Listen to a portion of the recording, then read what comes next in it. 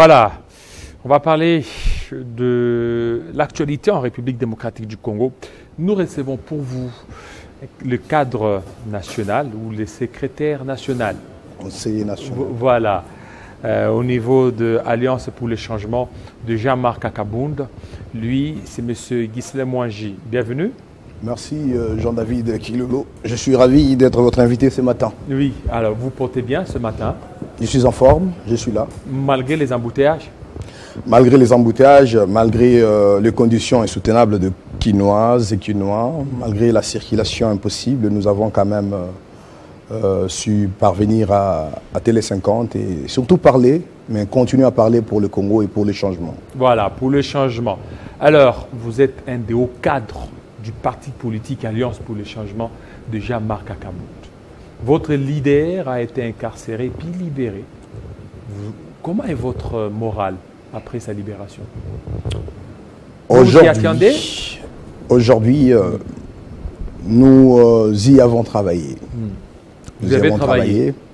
Nous ne sommes pas aujourd'hui dans une situation d'hasard ou dans une situation de surprise. Parce que vous vous souviendrez que lors de nos entretiens dans le temps, lorsque le président Jean-Marc Akabound a écopé de cette condamnation injuste, mais même pendant son procès politique, nous avons ici affirmé notre engagement dans ces combats, notre détermination à les mener jusqu'à la fin, et surtout nous avons dit que la force de temps et la force de choses allaient faire de sorte que le président Jean-Marc Akabound puisse avoir raison sur ses détracteurs et sur le régime en place qui avait voulu l'indexer comme étant l'homme à battre, l'homme à emprisonner, à condamner à tort, et qu'aujourd'hui, tout ce qu'il a eu à dire dans le temps s'est révélé exact.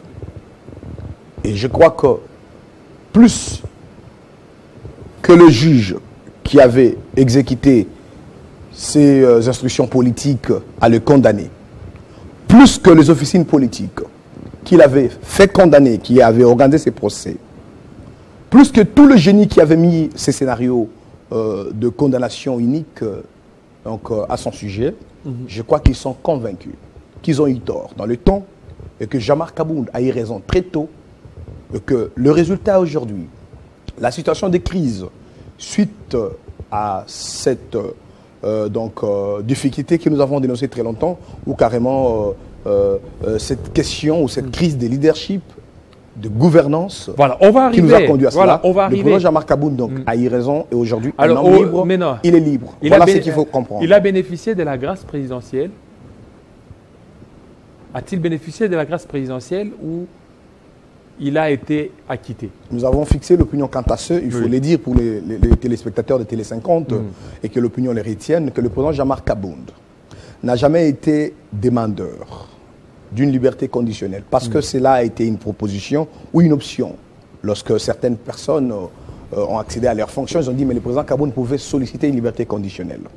Le président Akabound n'a jamais été demandeur et surtout n'a jamais été en attente d'une quelconque grâce présidentielle.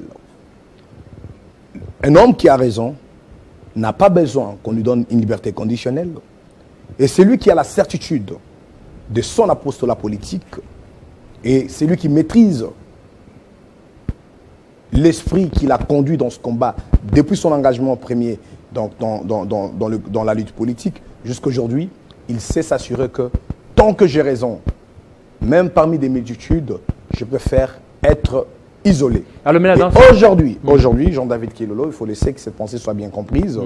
Et aujourd'hui, le président Jean-Marc Akabound s'est retrouvé dans une situation où il n'a pas demandé une liberté conditionnelle, encore moins, il n'a pas bénéficié d'une grâce présidentielle, mais il est plutôt un homme qui est libéré et qui est sorti de la prison comme un homme libre parce que, après qu'on l'ait notifié de manière tardive, l'arrêt unique qui l'a condamné à 7 ans de prison, soit 84 mois, le président Akabound s'est trouvé devant une seule option sur le plan judiciaire, celle de la révision d'un procès injuste, d'un procès unique.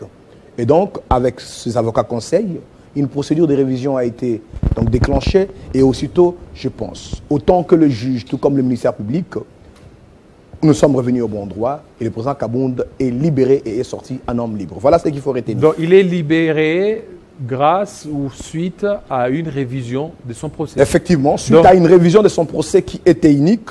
Vous savez, à l'époque, lorsqu'il était poursuivi, nous avons dit qu'il ne pouvait pas être poursuivi.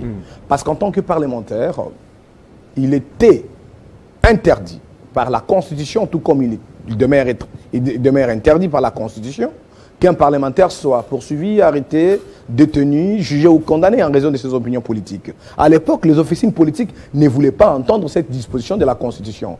Et à cause de leur témérité dans la dérive, ils ont fait condamner le président Jean-Marc Kabound. Mais je pense qu'aujourd'hui, l'heure de la force de choses et la force de temps a imposé à ce que la compréhension, bien que vespérale, puisse parvenir au niveau des juges, qu'au niveau des officines politiques, probablement, que l'article 107 qui a été sabordé puisse aujourd'hui reprendre sa revanche sur une condamnation injuste. Oui, mais on a suivi lors de dernières ordonnances présidentielles parlant de la grâce présidentielle, ils ont dit que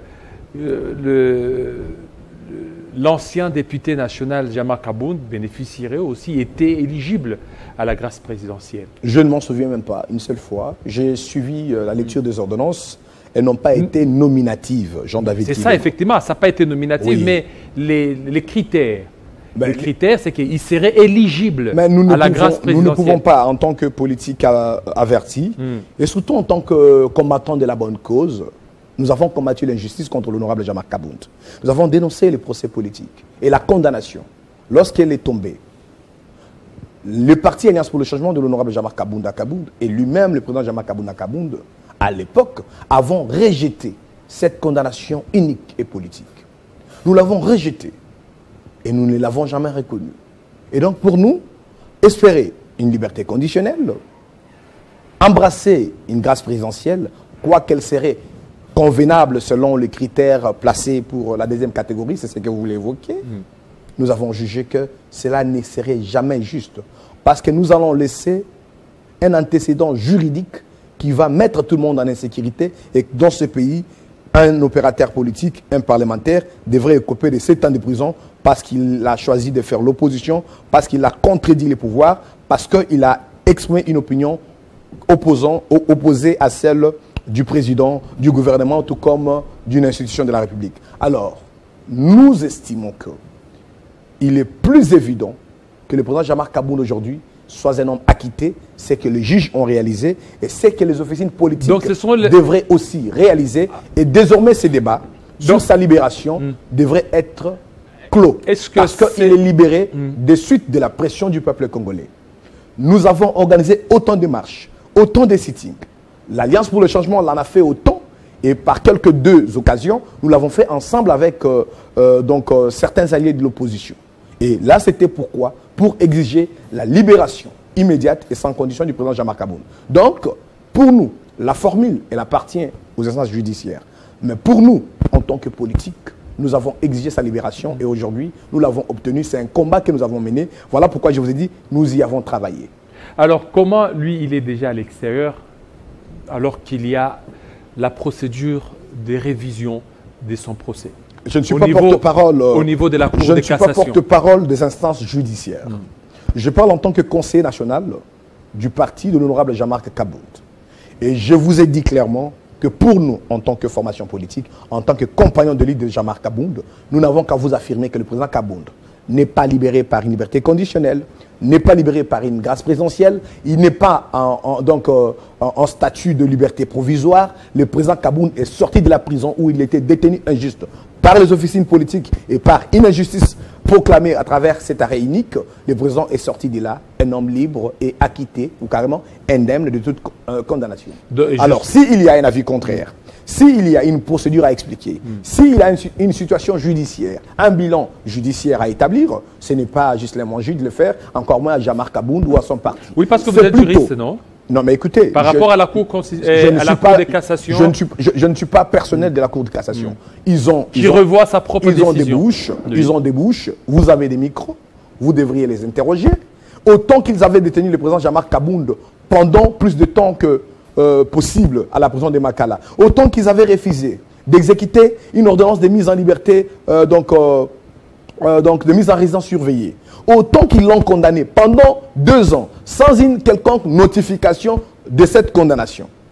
Autant ils doivent s'assumer de tous les autres actes aujourd'hui posés par eux, et c'est à eux seuls de fixer l'opinion. Et nous, en tant que formation politique, en tant que compagnons de lutte, nous disons le président Jean-Marc Kabound est libre et indemne de toute condamnation parce qu'il a été victime d'une injustice, d'un acharnement politique déguisé en procès judiciaire, et nous avons rejeté la condamnation, et aujourd'hui, nous contentons de sa libération.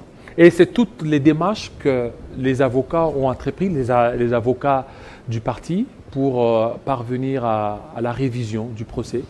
Bon, écoutez, il y a des démarches qui ont été entreprises. C'est une procédure. Ou bien c'était juste des pressions politiques aussi là-dedans. Ben, écoutez, moi je vous parle de notre opinion.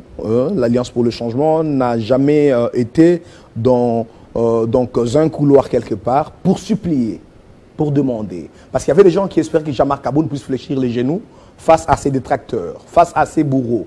Ça, il ne l'a jamais fait. Il n'a jamais demandé une autorisation de sortie pour des raisons de santé. Il ne s'est jamais plaint, malgré qu'il a souffert, malgré qu'il a peiné dans ce milieu carcéral où il était détenu injustement.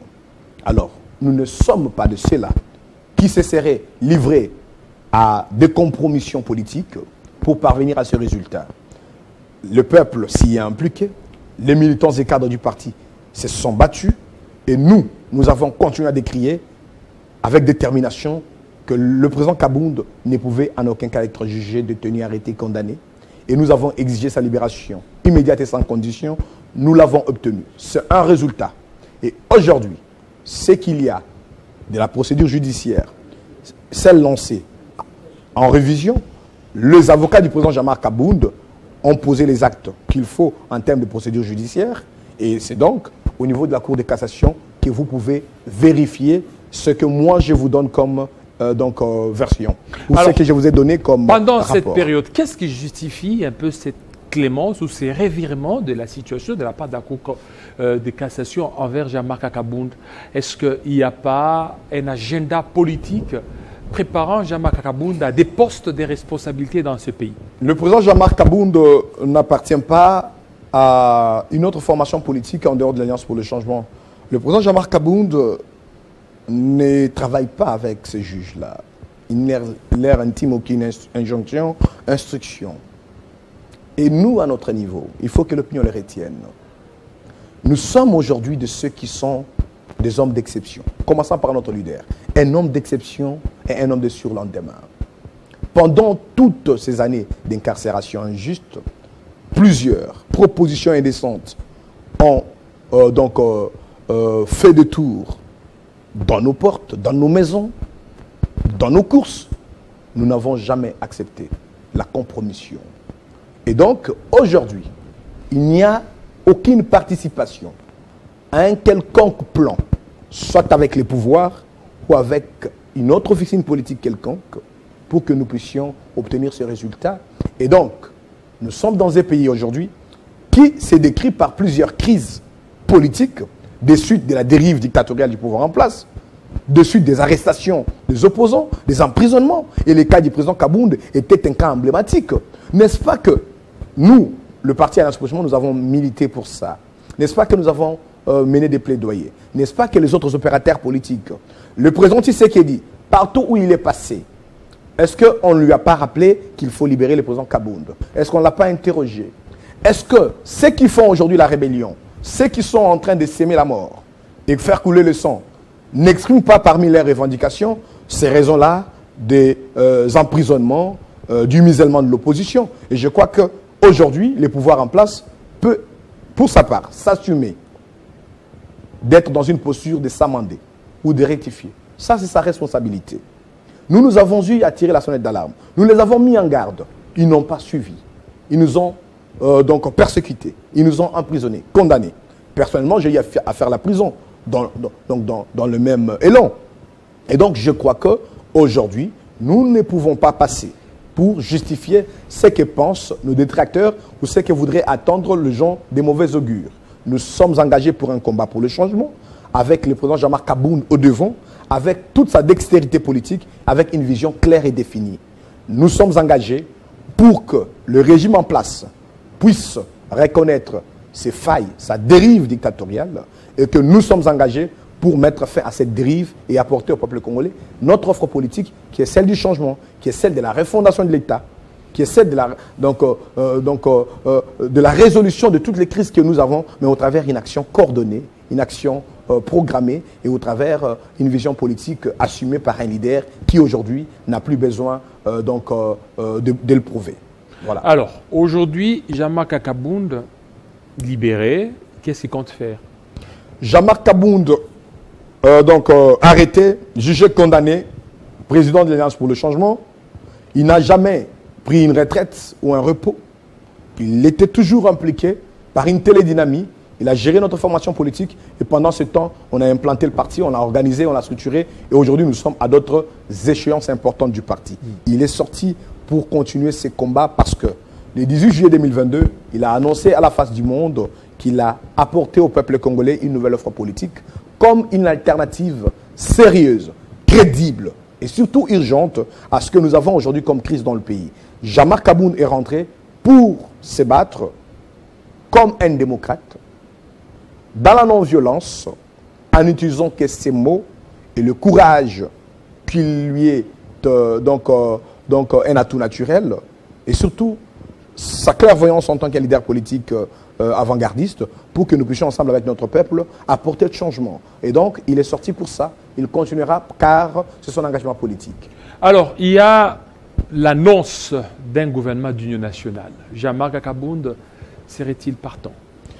Premièrement, il faudrait savoir qu'il y a une petite amnésie qui existe dans la société congolaise.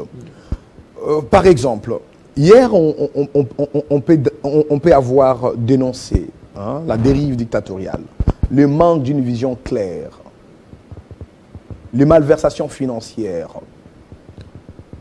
les tâtonnements, la gouvernance des essais-erreurs du régime en place. Est-ce que vous pouvez trouver logique qu'aujourd'hui, ce que nous avons présenté comme le problème, la gouvernance que nous avons fustigée, puisse être aujourd'hui celle qui nous tente pour une certaine coalition ou un prétendu gouvernement d'union nationale ou d'ouverture? Jean-David Kilolo, ça serait anodin. Ça serait très paradoxal.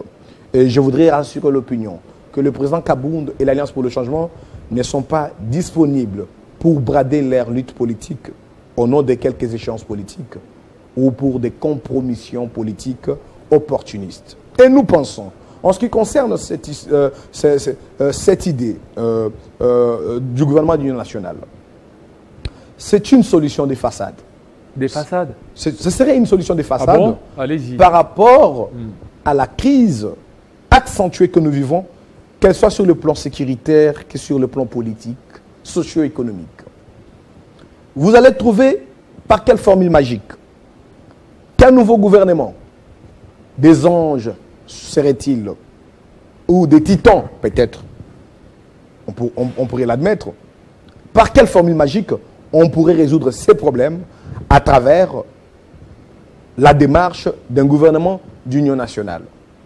Alors que le problème demeure, la méfiance vis-à-vis du régime en place est constatée de tous les acteurs politiques, tous les opérateurs politiques sérieux, le respect des engagements politiques et aussi la démarche dans la gouvernance. Et tout cela repose sur un aspect de leadership et de gouvernance. Le système politique est lui-même un problème. Nous ne croyons pas que ramener ou proposer les acteurs politiques, qu'ils soient de l'opposition, de la société civile, à adhérer à une démarche pour un gouvernement d'union nationale, soit d'ouverture, pourrait être la solution. C'est une solution de façade et nous pensons que ce serait encore là une autre forme d'essai-erreur. Ça sera encore un autre tâtonnement et je crois qu'il y a très peu de chances que cela puisse apporter la solution parce que les belligérants qui sont à Goma, à Bukavu, vont continuer leur belligérance. Les exilés politiques vont demeurer dans l'exil parce qu'ils ont refusé. D'ailleurs, nous avons entendu aussi leur prise de position à ce sujet. Ils ont refusé. Prenons le cas du président honoraire Joseph Kabila. Il va demeurer dans sa position, bien que nous ne la partageons pas. Il va demeurer dans sa position telle qu'il s'est exprimé récemment en Afrique du Sud. Prenons le cas de Moïse Katumbi qui s'est dit ostracisé. Il va demeurer dans sa position. Prenons les cas des uns et des autres. Fayoulou, nous pensons partant sincèrement, parce que nous sommes des compatriotes, nous ne voulons pas que notre pays continue sur une voie de la dérive ou sur une voie de la perdition. Nous pensons qu'il nous faut des solutions et des options plus sérieuses, durables et curatives. Et donc, la formule gouvernement d'union nationale serait une essai-erreur et surtout serait une solution de façade qui sera très loin de résoudre le problème que nous avons dans notre pays. Alors, comment apporter des pistes de solutions? Vous êtes là, parce que la crise est là, ça il faut qu'on se le dise. C'est quoi la solution? Après avoir peint les tableaux sombres qui caractérisent le paysage politique de notre pays, la gouvernance, les leaderships au sommet de l'État, le président Jean-Marc Kabounda Kabound a apporté une solution le 18 juillet 2022. C'est le lancement du parti Alliance pour le changement. Un parti sociodémocrate, un parti qui doit mener un combat pour la justice, pour l'égalité et surtout pour la liberté. Voilà un peu ce qu'aujourd'hui nous n'avons pas au Congo. Le régime en place a mis à mal la justice, l'égalité de tous les citoyens et encore beaucoup plus la liberté, qu'elle soit celle de la presse tout comme des opérateurs politiques. Et cela a fondé des alibis, des belligérants, et c'est là aussi est la raison des exilés politiques, tout comme des autres opposants. Nous pensons qu'à travers notre programme, à travers notre front politique, nous avons des solutions, mais cela ne peut pas se dire sur un plateau de télévision et résoudre du coup les problèmes. Cela ne peut pas résoudre le problème au travers d'un gouvernement d'union nationale qui est parti d'une proposition donc, que nous trouvons donc des façades. Nous pensons qu'il faut envisager plus que ça, et c'est là le parti Alliance pour le changement. Je crois très bientôt, le président Kabound est désormais un homme libre. Vous allez entendre par une voix retentissante notre clairvoyance et notre précision en ce qui concerne comment et de quelle façon résoudre la crise qui a plongé aujourd'hui notre pays dans le chaos total. Alors, quelle chance donnez-vous à la démarche des prélats? Mais écoutez, les prêtres aujourd'hui ont entamé une démarche patriotique qu'il faudrait admettre. Mais en tant que politique avertie, nous trouvons que le premier à être consulté par les prêtres, le chef de l'État, n'a pas accordé de manière officielle, clairement, un crédit ou un suffrage à la démarche de ces derniers. Les différentes personnalités ou carrément les différentes forces en vue consultées jusqu'à ce jour n'ont pas été concordantes. Et même les prêtres les ont exprimées. Et donc, l'Alliance pour le changement n'a pas pris part d'ailleurs à ces consultations parce que nous avons aussi notre appréhension dès la démarche. Nous pensons que cette démarche ne serait pas suffisamment efficace pour résoudre la crise congolaise. Et s'il le faut, nous espérons que les prêtres puissent s'en rendre compte et ajuster ou réajuster leurs propositions autant plus que tous les autres acteurs. Il nous faut un cadre plus pensant, plus savant et surtout plus inclusif. Et aujourd'hui, je crois que tout le monde est resté aux antipodes et la démarche des prêtres, ils l'ont annoncé, un rapport préliminaire sera présenté au chef de l'État, mais pour quelle fin? Nous le verrons, nous le saurons. Mais pour le moment, l'Alliance pour le changement reste sceptique et surtout dubitatif quant à toute démarche engagée jusqu'à présent, toutes ces démarches pour nous sont encore très loin d'être de voie vers la solution, de voie vers la paix et surtout de voie vers les changements. Alors, M. Mwangi, faudra-t-il promouvoir la voie diplomatique? Parce qu'avec ce qui se passe, on demande toujours Nairobi, Luanda. Est-ce qu'on peut encore espérer dans tous ces sommets? Il y a eu beaucoup d'imprudence, Jean-David Kilolo. Cela nous a beaucoup écœuré. On a appris donc les résolutions prises dans le cadre SADC-IAC. Il y a beaucoup à s'inquiéter. Il y a donc à alarmer là-dessus. Vous savez, nous avons fustigé l'externalisation de la crise sécuritaire de notre pays à l'époque. Le fait de sous-traiter la défense nationale, la sécurité à l'Est, par rapport à ces forces EAC, a aujourd'hui permis que ces forces venues sur notre territoire, et de manière la plus irrégulière et dangereuse, ont permis à poser les jalons de la prise d'assaut des villes stratégiques qui sont aujourd'hui sous le contrôle de belligérants. Que ce soit la force ougandaise, kenyane, burundaise et tant d'autres forces EAC qui ont été sur le terrain n'ont pas servi au maintien de l'ordre, à la défense de notre territoire, et nous les avons entendus dans des discours de tout genre. La résolution SADC-IAC, proposant plusieurs solutions, plusieurs formules, est à elle-même monstrueuse. Ce serait comme un monstre à plusieurs têtes. Il y a des propositions sur le plan militaire avec des chefs des armées de l'EAC SADC qui proposent encore une nouvelle formule de nous ramener une nouvelle mission armée sur notre territoire avec un nouveau statut qu'on devrait accorder à la ville de Goma et de Bukavu. Nous sommes donc là face à un schéma de balkanisation qui, depuis très longtemps, n'a pas été compris par le régime en place. Voilà pourquoi nous avons dénoncé la démarche. Il fallait donner la chance à notre pays de se construire une armée, de s'assurer de sa défense et sécurité et de s'organiser à l'interne pour repousser toute menace extérieure. Aujourd'hui, nous avons connu des résultats et des conséquences néfastes. Et si nous continuons à laisser cette externalisation de la crise sécuritaire dans notre pays être gérée au niveau de la SADC, nous allons commettre encore plus grave erreur que précédemment.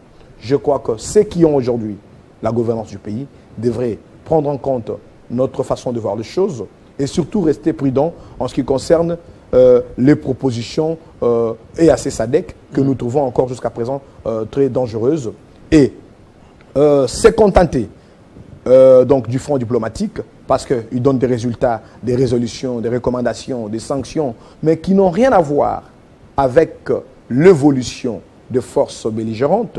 Nous croyons que le pouvoir en place engage des moyens, de l'énergie sur un front qui n'a pas d'efficacité et qu'il faudrait beaucoup plus revenir sur le front de terrain. Et par rapport à cela, il y a un travail qu'il faut faire à l'interne au pays, mais cela ne peut pas reposer sur la situation sociopolitique que nous avons. Il faut d'abord la résoudre. Il faut la résoudre et il faut une vision claire. Il faut un projet, une proposition, une démarche politique très pensée et surtout très efficace pour que nous puissions avoir des solutions. Et aujourd'hui, il faut qu'on se méfie de tout ce qui nous vient de l'extérieur parce que notre pays continue à subir des échecs sur tous les plans, surtout en ce qui concerne la sécurité, parce que nous avons laissé l'extérieur décider. Merci. Merci à vous, Monsieur Ghislain Mwangé, surtout de votre passage à notre tranche matinale. On va terminer Merci Jean-David. On va terminer par la culture. Bobambo, il est déjà là.